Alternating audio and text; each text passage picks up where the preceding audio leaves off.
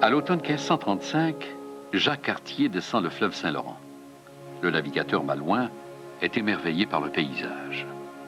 Il décide de planter une croix à l'embouchure de la rivière Saint-Maurice. Il ne s'arrête pas au cap de la Madeleine. Plus tard, ce lieu fut cédé à la Compagnie de la Nouvelle-France, qui le concéda à la baie de la Ferté.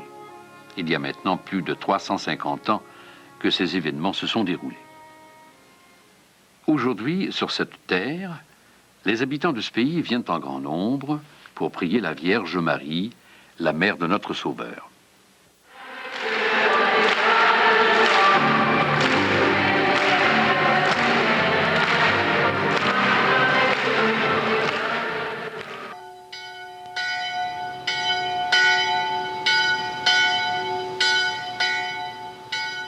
En effet, c'est à compter de 1888, alors que l'abbé Luc Désilet est curé de la paroisse, que la petite église paroissiale, érigée en 1714, devient sanctuaire dédié à Notre-Dame du Rosaire.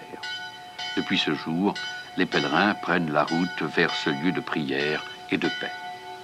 La première église fut érigée en 1659. C'était une toute petite église construite en bois. Elle avait été donnée par le sieur Pierre Boucher. Le premier curé est nommé en 1685. Il s'agit de l'abbé Paul Vachon. Ce prêtre est l'instigateur de la dévotion mariale au cap de la Madeleine. En 1694, il fonde la confrérie du Très-Saint-Rosaire. Le zèle et la charité de cet apôtre marquent grandement les débuts de la jeune paroisse.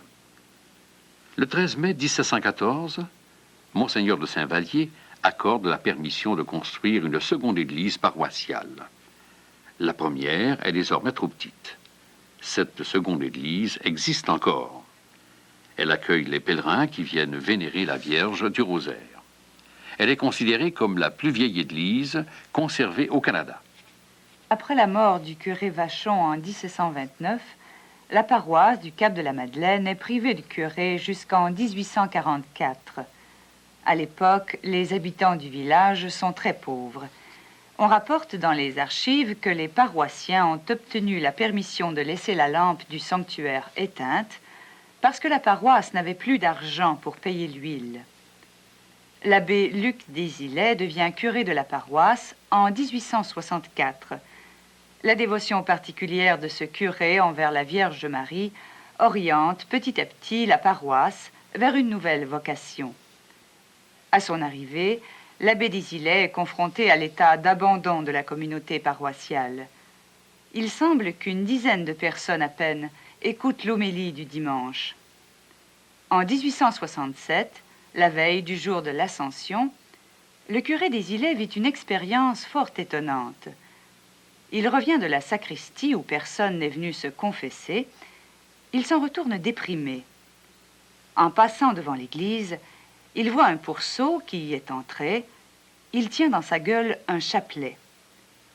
Tout à coup, il se dit « Les hommes laissent tomber le rosaire, et c'est pour cela que les pourceaux le recueillent. » Le 5 novembre suivant, il prend l'engagement solennel de travailler de toutes ses forces à propager la dévotion du rosaire. Petit à petit, la chapelle de 1714 devient trop petite. Il faut construire une nouvelle église paroissiale. La fabrique décide alors de démolir la petite chapelle de 1714 et on procède à l'achat de la pierre nécessaire à la nouvelle construction sur la rive sud du Saint-Laurent. On attend la venue de l'hiver et de la glace afin de transporter la pierre sur le fleuve. Écoutons le récit du prodige du pont de glace. Nous sommes à l'automne de 1878. Voici que l'hiver approche et on veut avoir de la glace sur le fleuve pour le transport des pierres. Puisque certains hivers, le fleuve gelait d'une rive à l'autre, mais d'autres hivers, la glace ne prenant pas, il n'était impossible de voyager d'une rive à l'autre. Et pour obtenir de la glace, être sûr qu'on pourrait transporter les pierres, M. le curé Luc Désilet demande à ses paroissiens de prier pour obtenir de la part de la Vierge la glace sur le fleuve. Donc, chaque dimanche après la messe solennelle, M. le curé invite les paroissiens à la récitation du chapelet dans le but d'obtenir cette glace, ce phénomène. Et voici que le mois de décembre arrive, le mois de janvier, les mois les plus froids de l'année, et toujours pas de glace sur le fleuve. Février également. Et nous voici au tout début du mois de mars. Il existe une température chaude, une pluie, ainsi qu'un vent du sud qui dégage entièrement le fleuve. Et les paroissiens même se trouvent un petit peu drôle qu'on continue à la prière, puisque c'est le temps, comme ils disent, d'aller au sucre, beaucoup plus que le temps d'avoir de la glace sur le fleuve. Mais M. le curé fait la promesse à la Vierge que si elle obtient de la glace sur le fleuve, en dépit de cette température, qu'il lui consacrera la petite chapelle une fois devenue libre, sous le vocable de Notre-Dame du Très-Saint-Rosaire. Et voici que le vent qui était du sud tourne pour devenir un vent nordais, donc un vent froid, un vent glacial, et il a pour effet de bloquer les glaces que le vent du sud et la pluie avaient dégagées le long du lac Saint-Pierre. Et ces glaces s'amoncellent tout près ici du petit sanctuaire sur le fleuve, formant comme un chemin. Et le froid persistant, voici qu'on traverse lentement sur le fleuve pour voir si les glaces peuvent supporter des piétons. Et quelques jours après, non seulement ce sont des piétons qui traversent, mais voici que des chevaux avec des traîneaux transportent déjà les pierres qui serviront à la construction de la nouvelle église. Et ce, durant 9 jours. Et la dernière journée, voici que, à l'occasion d'un des derniers voyages, l'eau commence à passer sur ce chemin de glace qu'on a appelé spontanément le pont de glace. Et fait bizarre, les gens des environs de partout viennent admirer ce phénomène puisqu'il n'y a pas de glace nulle part autre qu'ici, à cet endroit tout près, là où l'on transporte les pierres. Et spontanément, les gens ont appelé ce phénomène le pont des chapelets.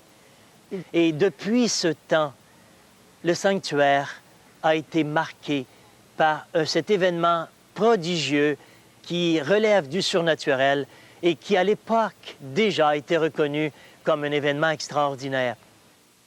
Fidèle à la promesse faite en 1879, le curé des Îlets désire consacrer la petite chapelle à Notre-Dame du Rosaire. Il attend un signe. Il reconnaît que le temps est venu lorsqu'il rencontre le père Frédéric Jansonnet, franciscain. Ce dernier, un habitué des pèlerinages en Terre Sainte, répond à l'invitation du curé et de retour en 1888 de Jérusalem, il décide de collaborer à la fondation du sanctuaire Notre-Dame du Cap. C'est ainsi que le 22 juin 1888, la petite chapelle construite en 1714 est consacrée officiellement à la Vierge du Rosaire. Écoutons le récit détaillé de cet événement.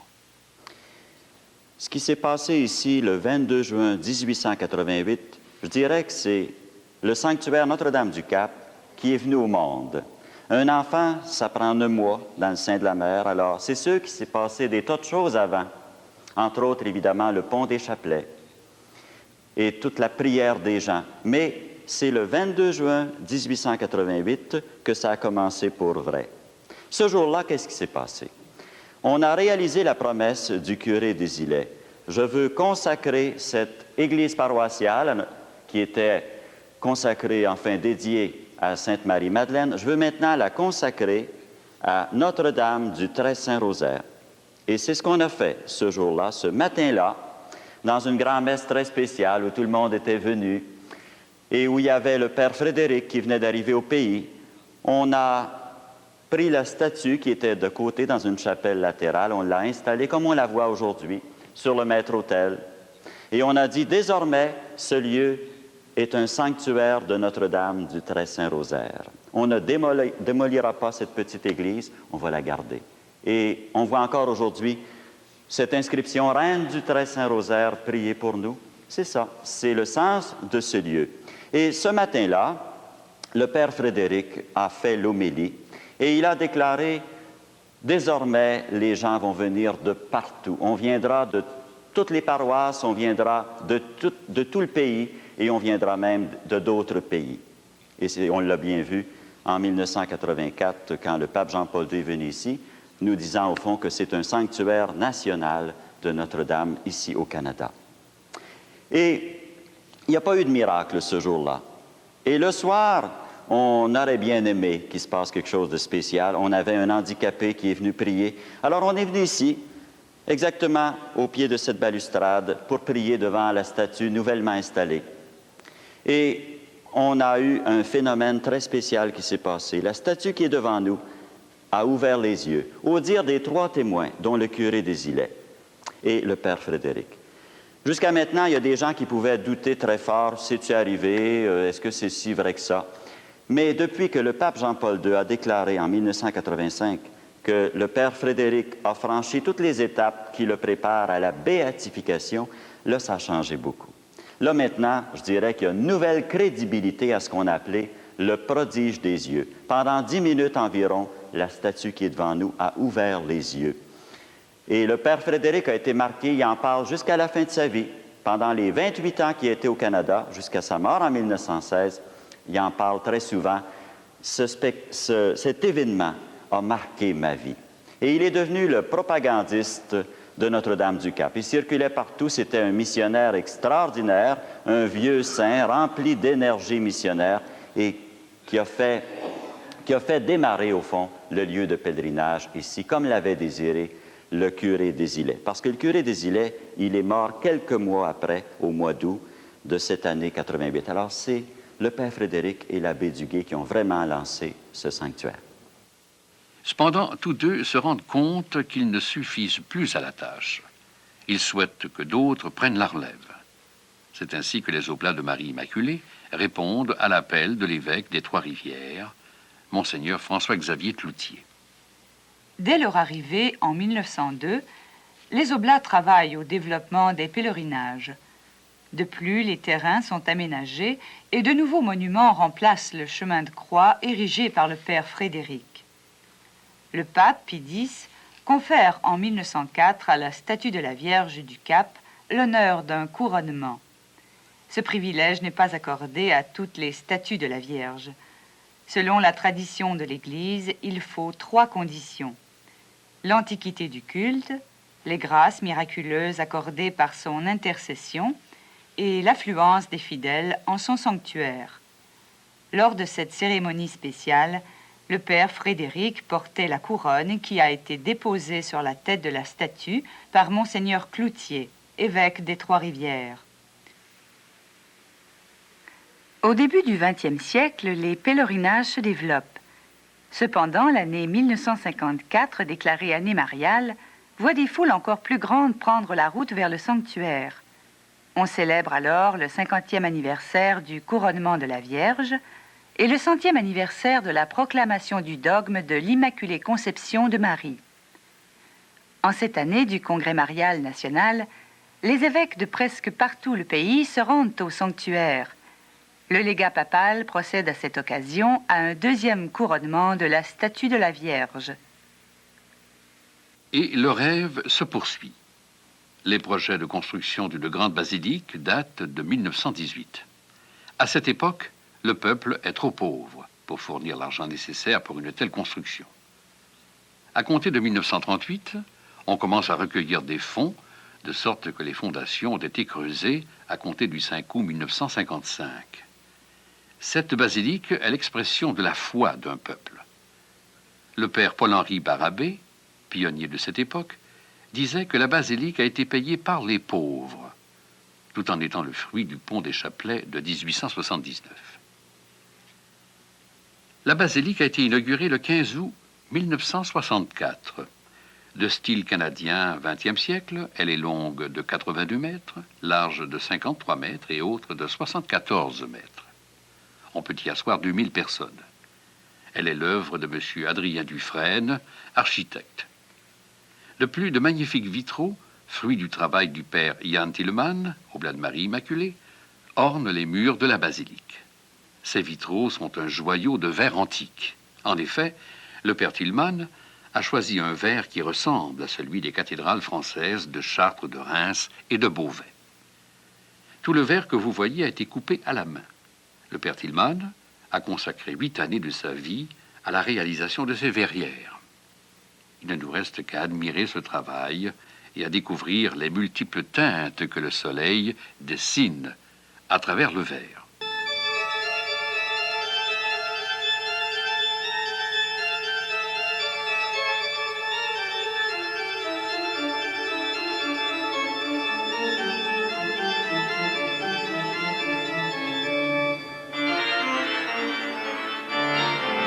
Une telle basilique se doit de posséder un orgue important. Cet instrument à traction électropneumatique comprend 75 jeux, totalisant 5549 tuyaux. Cet orgue a été construit par la maison Casavant et Frères de Saint-Hyacinthe. Nous y retrouvons des tuyaux qui mesurent plus de 9 mètres de long. De conception néoclassique, cet instrument peut jouer aussi bien des œuvres de Jean-Sébastien Bach, César Franck, de même que des œuvres des auteurs contemporains.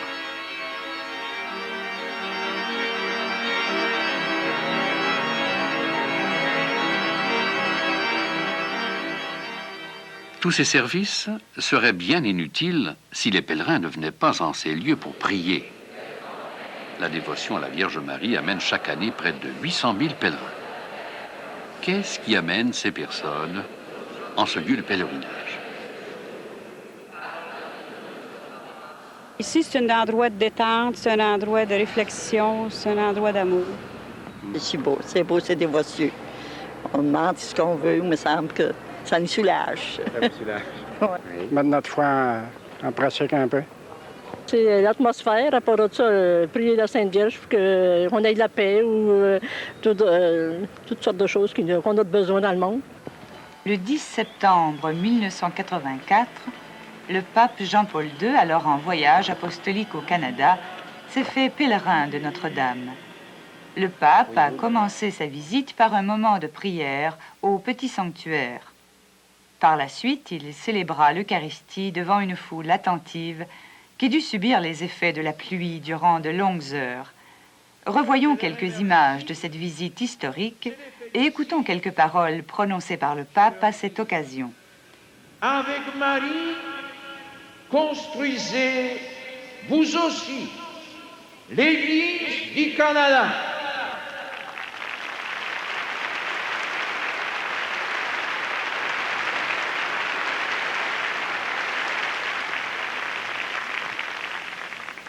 Moi-même, si désiré de marquer chacune de mes visites pastorales par un pèlerinage au grand sanctuaire marial du pays, je suis ému et comblé de me faire pèlerin des Maries en ces lieux et de recommander à notre Mère ma mission apostolique et la fidélité de tous les peuples chrétiens du Canada.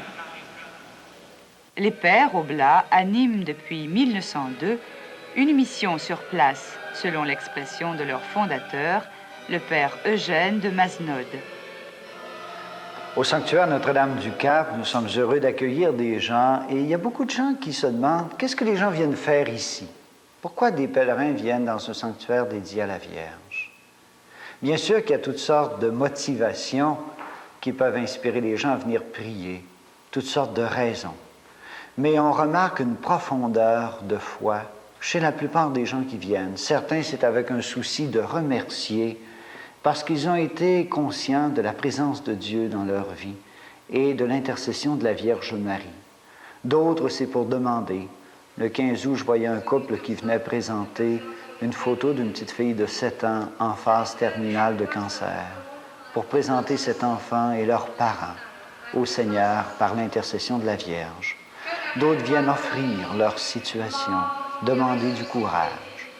Bien sûr que c'est important de bien axer cette dévotion à la Vierge. Elle a besoin d'être évangélisée jusqu'à un certain point, de bien situer cette prière à la Vierge dans le sillon de l'amour de Dieu. C'est bien certain que c'est Dieu qui est le premier, qui est l'auteur de la vie.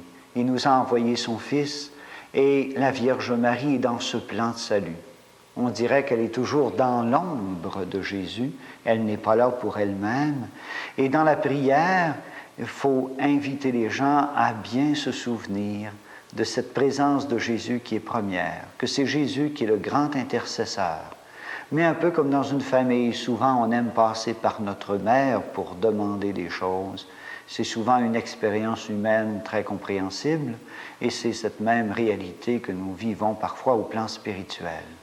La Vierge est présente dans la vie d'un bon nombre et même dans la vie de certains jeunes qui s'affichent comme non pratiquants actuels. Je me souviens d'un jeune motard de la région de Québec qui me disait « Je ne suis pas prêt à aller au Cap, mais un jour j'irai, parce que lorsque j'étais jeune, on m'y a amené et j'ai été guéri. Je me prépare à y aller. » Alors nous sommes heureux d'accueillir les gens qui viennent prier. Ça dynamise notre foi personnelle et ça nous aide à prier pour toute l'Église. Marie est la mère de cette Église, mais elle vient nous présenter à Jésus.